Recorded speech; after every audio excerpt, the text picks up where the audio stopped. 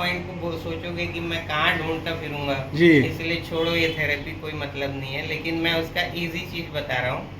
ये जैसे कान है, इसको बीच से डाइवर्ट, ये बीच से बाइसेक्ट कर दिए, जी। ये बीच से आधा कर दिए। जी। अब ये ऊपर जितने भी पार्ट है, हाँ। ये बीच की कमर मान लो, पेट हाँ। मान लो, ये भाग मान लो, हाँ। ऊपर जितने भी पार्ट है वो आपके शरीर के नाभि से नीचे के पार्ट। अच्छा। उल्टा है कान में। अच्छा। ऊपर के जितने पॉइंट्स है वो सब नीचे के नाभि हैं। और नीचे के पूरे मिल जाएंगे। और नीचे का जो और है वो नीचे का है वो नाभि से ऊपर का ऊपर मिलेगा। वाला। जी जी। इसलिए आपको अगर ऊपर तकलीफ हो कहीं पर भी, तो आपको ये सिर्फ ये रीढ़ की हड्डी है, ये हाँ हाँ। सारी नसें यहीं से जाती है, लीवर, किडनी, लंग्स, हार्ट, ये रीढ़ की हड्डी से ही निकलती है। हाँ हाँ। हर मनकों में से कोई ना कोई ऑर्गन में नस जाती है, जो रीढ़ की हड्डी अपना दूसरा दिमाग है। तो कान में जो रीढ़ की हड्डी वो ये है।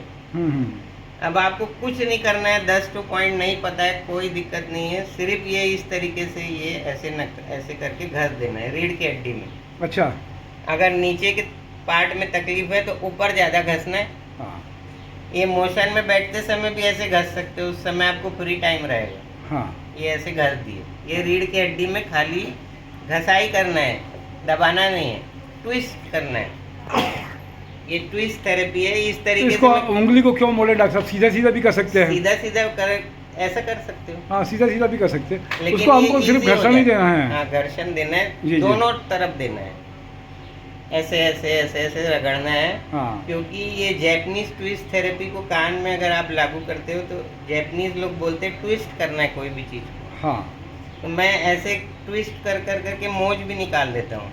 ये वर्ल्ड में थेरेपी आपको कहीं नहीं मिलेगी मोच निकालने वाली। सिर्फ इस तरीके से मैं ऐसे ऐसे करूँगा और मोच निकाल दूंगा।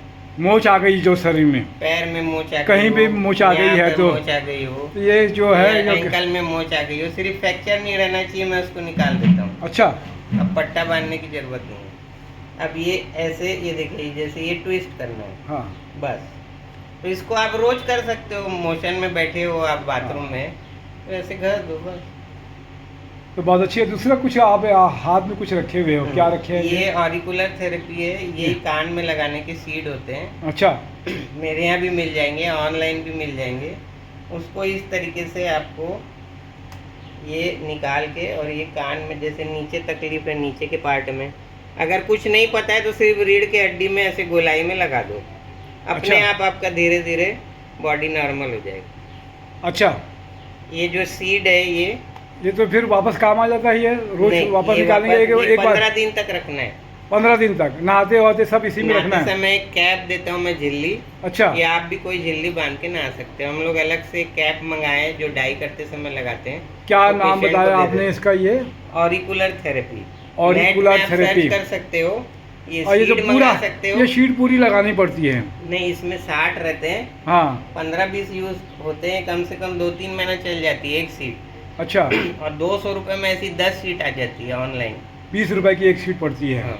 तो ये शीट लगा लिया आपने, तो इसका काम फिर आपका ये बस बन ये गया। लगा लिए यहाँ पर। जी जी। आपको कोई पॉइंट नहीं पता है, 19-20 भी लगा लोगे कोई नुकसान नहीं है। सब नसें अपने आप जुड़ी है आपस में। और अगर आप सीड नहीं भी लगा पाते हो तो ऐसे ऐसे घसाई करना है।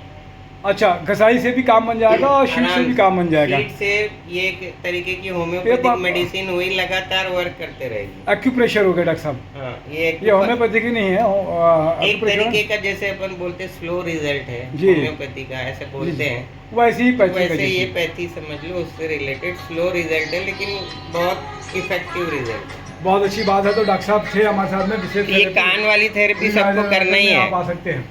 ये कान वाली थेरेपी घसाई करना ही है, ऐसे सिर्फ ऐसे घसना है। इसको ये लगा दिया है तो उसके बाद में कैसे घसाई होगा? ये लगा दिए तो हाँ। फिर घसाई की जरूरत ही नहीं है। जैसा कि जी। काम जो नहीं लगा पा रहा है, जो नहीं मंगा पा रहा है और उसके पास कोई साधन नहीं है, तो अपनी उंगली से घस दो बस। जी। दोनों तरफ घसना है ऐसे ट्विस्ट। क्या इसके फायदे होते हैं डॉक्टर साहब? इससे बॉडी की स्टिफनेस खुल जाती है और उस एरिया का न्यूरॉन एक्टिव हो जाता है, उसकी सप्लाई बढ़ा देता है जहाँ पे प्रॉब्लम है। अच्छा। तो जब ब्लड सप्लाई मेन होती है शरीर की, जी। अगर ब्लड सप्लाई मेंटेन रहेगी, और ब्लड का पावर आपको नेट में सर्च करना है कि कौन सी बीमारी में क्या ब्लड की कमी से, कौन से सोडियम मैग्नीशियम मिनरल की कमी से ये प्रॉब्लम आ रही है। आपको हॉस्पिटल पेशेंट को भी अगर कोई खाना देना है तो हमेशा ये देखना है कि उसको क्या नहीं देना है उस प्रॉब्लम में, ये सर्च करना है, या हमारा डाइटिशियन से पूछना है क्या नहीं देना है। क्योंकि कोई चीज़ अगर उनको नुकसान कर रही है, आप उसको ड्राई फ्रूट दे दिए और किडनी का पेशेंट है और वो उसके लिए नुकसानदायक है, तो वो आपका जो अच्छी से अच्छी चीज़ दिया हुआ भी उसके लिए जहर हो जाएगा। जहर हो जाएगी। इसलिए क्या नहीं करना है, क्या नहीं देना है हॉस्पिटल पेशेंट को, ये जरूर पूछना है। बहुत अच्छी बात है। तो हम लोग विशेष थेरेपी में हैं न्यू राजेंद्र नगर रायपुर में, और कई सारी थेरेपी मिला के डॉक्टर साहब थेरेपी करते हैं। तो जब कभी भी लगे तो आप आए यहाँ पर। मैं तपेश जय नरेंद्र ठाकुर मनोज पारक के साथ में। जय जोहार, जय छत्तीसगढ़, जय जिनेन्द्र। अब आप लेते हैं। आइए लो मत।